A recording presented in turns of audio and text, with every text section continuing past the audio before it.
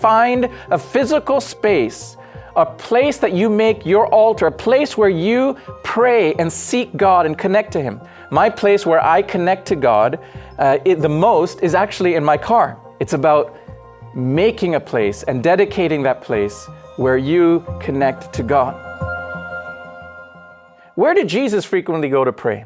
In Luke 22, verse 39 and 40, it says, Jesus went out as usual, to the Mount of Olives, and his disciples followed him. On reaching the place, he said, pray that you will not fall into temptation.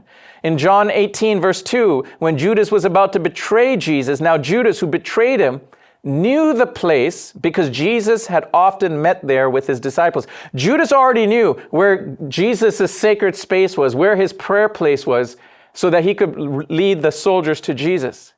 And so I want to encourage you, church, to find a physical space, a place that you make your altar, a place where you pray and seek God and connect to Him. You know, for me, for the last 20 years, my place where I connect to God the most is actually in my car.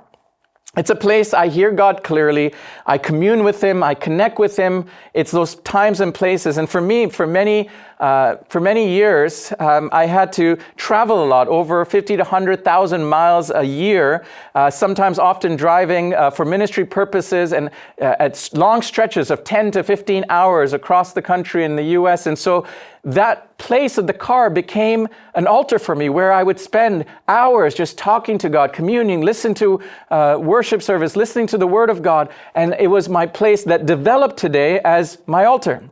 And so I want to encourage you to find that place. Now, some of you may ask, does the car make a difference? A Tesla, a BMW, a Honda, does that make the altar better? I'm just joking. It doesn't matter the car, it doesn't matter the place.